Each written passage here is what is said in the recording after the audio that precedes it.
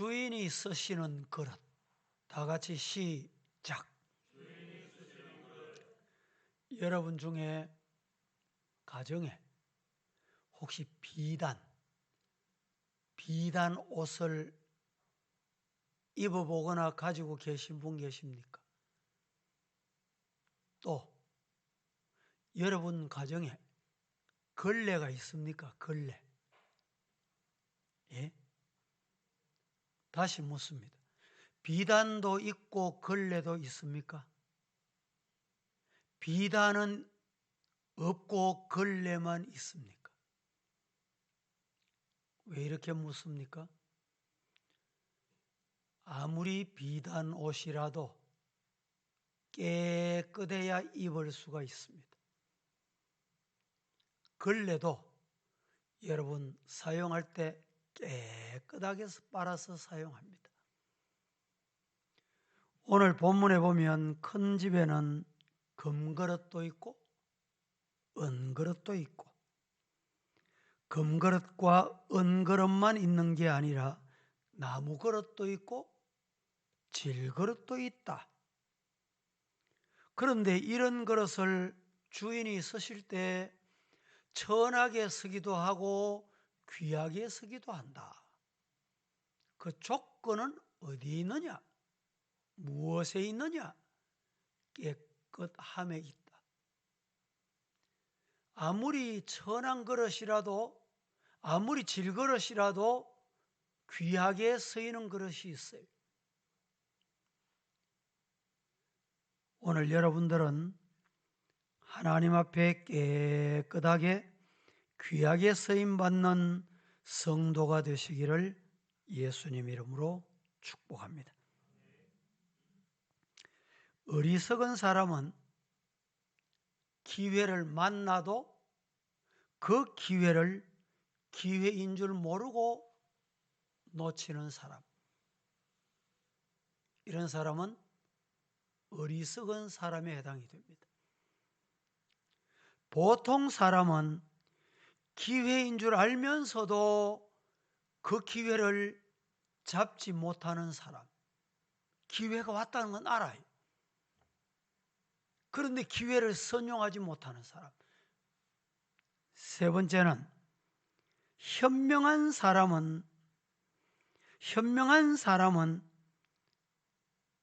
소매끝만 스쳐도 인연이구나, 기회이구나, 이 인연을, 기회를 놓치지 않고 살린다. 그 사람이 어떤 사람이냐? 현명한 사람이다.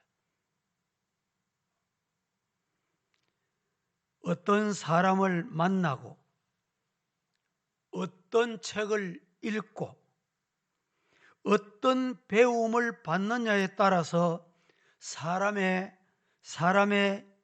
인생은 영향을 받습니다. 누구에게 배우느냐? 무슨 책을 읽느냐? 어떻게 배웠느냐? 내 옆에 어떤 사람이 있습니까? 누구를 만났습니까?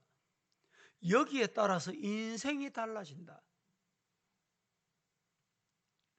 최근에 이 코로나 뉴스 말고 어느 장관이 나와서 야단스럽게 보도한 뉴스가 하나 있습니다. 무슨 뉴스일까요?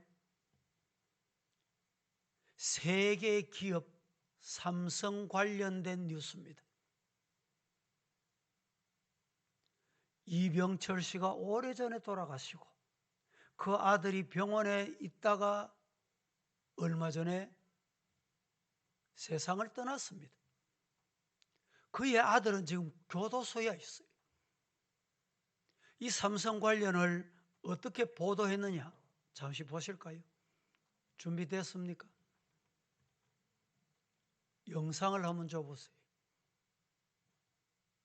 고 이건희 회장이 평생 모은 미술 소장품 2만 3천여 점도 기증됩니다. 국보와 보물도 다수 포함돼 있어서 개인 수집품으로는 국내 최고 수준일 텐데요. 대표적인 작품들 어디에 기증이 되고 또 언제쯤 만나볼 수 있을지 김석 기자가 설명해드립니다. 비온 뒤 갠 인왕산 풍경을 그린 겸재정선의 인왕재색도 조선시대 그림으론 드물게 국보로 지정된 조선 회화사의 걸작입니다.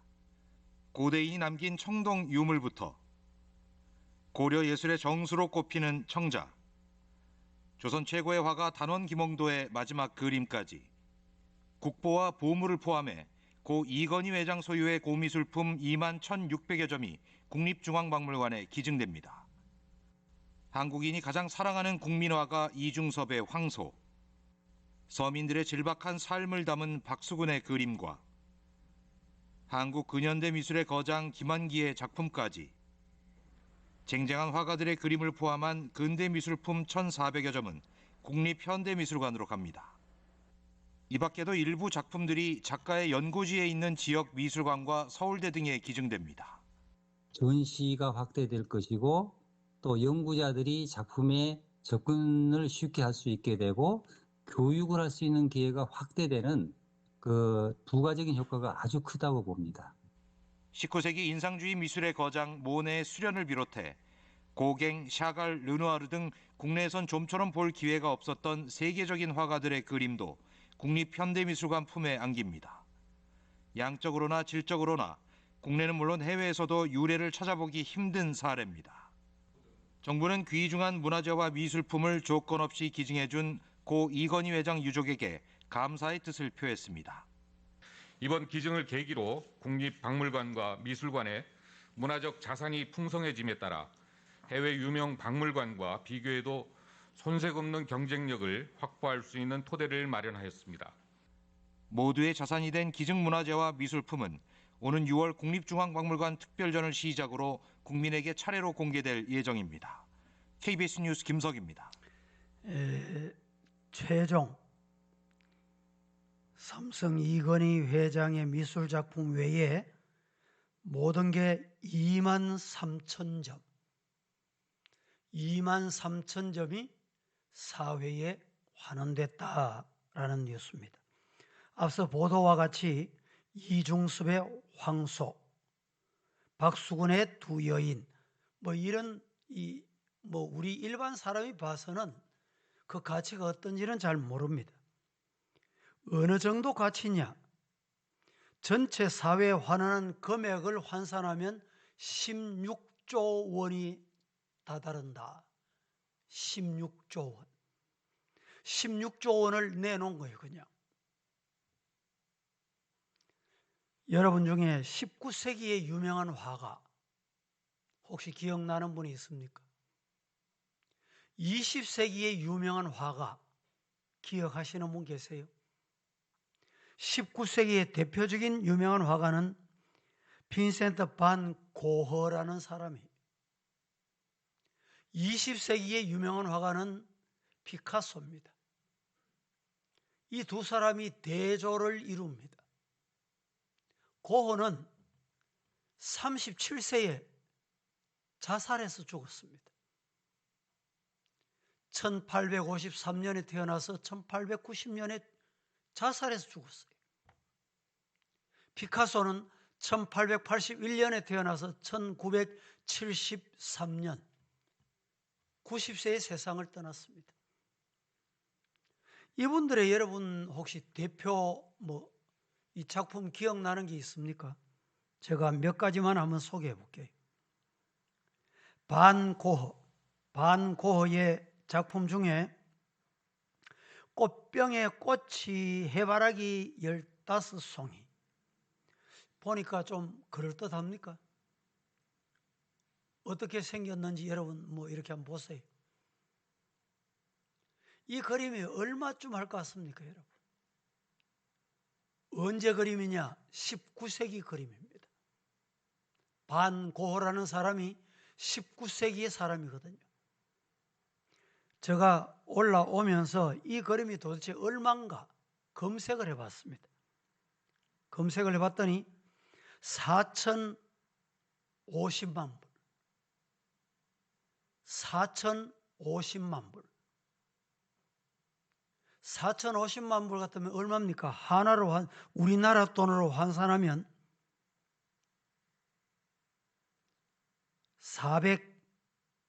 424억. 요 그림이 얼마? 400억이 넘어요. 400억. 또 유명한 그림이 하나 있습니다. 별이 빛나는 밤에. 이것도 상당한 금액입니다. 다음에 두 번째는 피카소의 그림. 피카소의 그림도 두 개만 소개해 볼게요. 세 개만. 황소머리. 보셨습니까? 또 울고 있는 여인. 세 번째는 꿈을 꾸고 있는 거예요. 이 그림이 여러분 얼마쯤 할 것 같아요? 지금 인터넷 치면 여러분이 얼마짜리인지 정확하게 나와 있어요. 제가 올라오기 전에 확인해 보니까 우리나라 돈으로 미화로 1억 5,500만 불, 우리나라 돈으로 1,626억, 1,600억. 요 그림이. 이 두 사람은 누가 더 뛰어난 인물이냐? 그렇게 평가하기는 전문가들이 어렵답니다. 하지만 이 두 화가 중에 어느 사람이 행복했냐? 어느 사람이 더 행복했을까? 이 평가는 모든 전문가들이 똑같습니다. 19세기의 화가 고어는 생전에 단 한 점의 그림도 못 팔아먹었대요. 그렇게 유명하다는 그림을 단 한 점도 못 팔아먹었대요. 그러니까 그림 그리다가 굶어 죽게 될 형편이 되니까 더 이상 안 되겠다. 이래서 37에 자살해 죽었어요.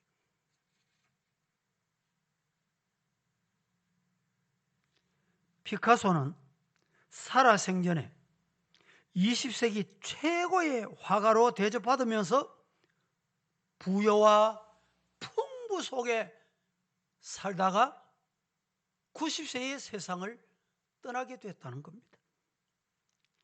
도대체 무엇이 이 두 화가의 인생을 갈라놓았을까? 이게 중요한 거예요. 이 말씀을 드리려고 하는 거예요. 수많은 원인이 있을 수 있겠지만 많은 경영학자들은 인맥의 차이를 중요한 요소로 꼽고 있다. 반 고흐는 사람을 못 만난, 자기 작품을 알아주는 사람을 못 만난 거예요. 그 그림을 알아보는 사람을 못 만났어요. 후대에 죽고 난 다음에 그 그림이 세상에 알려지게 됐다. 인생을 실패하는 가장 큰 원인이 어디에 있느냐? 여러분 어디 있을까요? 인간의 만남에 좌우된다. 오늘 여러분들은 오늘까지 이런 정말 내 인생에 필요한 유명한 좋은 분을 만나보셨습니까? 내가 그린 그림을 그 가치 이상으로 인정해주는 사람을 만나보셨어요? 오늘 이 밤에 여러분의 인생을 인정해주는 예수님을 만나시기를 주님 이름으로 축복합니다. 그분이 내 인생의 주인. 그 주인이 알아주고 그 주인에게 서임 받으려고 하면 한 가지 조건이 있어요. 걸레도 더러워지면 버립니다. 더러워지면 버려요. 아무리 비단 옷이라도 더러워지면 버립니다.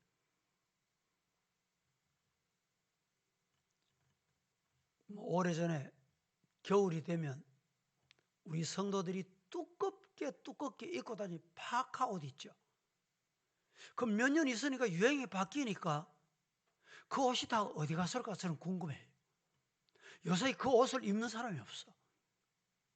유행이 바뀌니까 떠나더라니까. 깨끗하지 않으면 떠나요. 버려요. 우리가 하나님 앞에 서임받기 위해서는 예수의 십자가의 보혈로 머리끝부터 발끝까지 깨끗하게 씻음 받으시기를 예수님 이름으로 축복합니다. 오늘 21절 한번 같이 봉독해 보겠습니다. 시작. 그러므로 누구든지 이런 것에서 자기를 깨끗하게 하며 귀 거룩하고 주인의 쓰심에 합당하며 모든 선한 일에 준비함이 되리라. 누구라도 금그릇이든지 은그릇이든지 질그릇이든지 어떤 흙그릇이든지 나무그릇이든지 어떤 그릇이라도 자기를 깨끗하게 하면 귀 쓰는 그릇이 되어 주인의 쓰임에 합당하며, 주인이 와서 그릇 쓰려고 할 때 깨끗하게 준비된 열처녀 비유가 뭡니까? 신랑이 왔습니다. 신랑이 왔는데 준비됐어. 무엇이? 기름이 준비됐어. 등불이 준비되어 있어. 신랑을 맞이한 거예요. 다섯 처녀. 반대로 다섯 처녀는 신랑이 오고 있는데 준비가 안 된 거예요. 그때 이제 기름을 구하러 다니는 거예요. 오늘 이 밤에 준비된 깨끗한 그릇이 되는 기도의 시간이 되기를 주님 이름으로 축복합니다. 최근에 여러분들도 기억하시겠지만은 대법원장, 뭐 다른 데는 다 그렇다 하더라도, 정치하는 사람은 그렇다 하더라도 대법원장, 지방에서 또 고등법원에서 다 거쳐서 최후의 대법원에서 판결하는 이 판결은 너무너무 중요합니다. 그런데 이 최고 법원의 대법원장이 곤욕을 치르게 된 사건을 기억하시죠? 뭐 때문에 곤욕을 치렀습니까? 왜 곤욕을 치렀어요? 아래 자기 부하 임모 판사와 앉아가지고 대화한 내용을 대화를 해놓고 안 했다. 그런데 그 대화가 나중에 공개가 됐어요.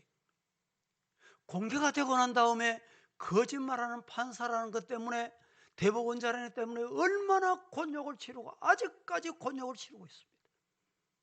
그래서 우리나라에 이 판결을 의심하게 만든 거예요. 왜 그렇습니까? 깨끗하지 못하기 때문에. 오늘 이 밤에 이 땅에 오고 온 인생은 다 더러운 죄의 인간입니다. 이 죄의 인간을 우리 예수님께서 깨끗하게 하시려고 오셨어요. 그래서 오셔서 십자가 못 박히시고 창에 찔리시고 가시관을 쓰시고 우리 죄 때문에 십자가에서 죽어주셨어요. 왜 피를 흘리셨습니까? 왜 못 박히셨습니까? 그 못 박히실 때 얼마나 고통스러웠겠냐. 우리 예수님을 여러분 긍휼히 여겨달라고 그렇게 생각하시면 안 돼요. 그 보혈, 그 보배로운 피가 내 죄를 씻어주셨다. 어떻게 씻어주셨냐? 동이 서에서 먼 것 같이 내 죄가를 깨끗하게 맑게 믿기만 하면 주님은 그 사람을 들어서시는 거예요. 오늘 이 밤에 말씀을 맺습니다. 하나님 앞에 서임받는 사람은 반드시 비단이나 여러분 그 은그릇이나 금그릇이나 나무그릇이나 질그릇이나 걸레라 무엇이라도 깨끗해야 된다. 물에 빨아야 돼. 세탁소에 가서 빨아야 돼. 세탁기에서 빨아야 돼. 그게 뭡니까? 예수의 피입니다. 예수의 보혈입니다. 오늘 이 밤에 우리 함께 찬송하면서 이 예수의 보혈로 깨끗함 받아 주님 앞에 서임 받는 우리 성도 다 되시기를 예수님 이름으로 축복합니다.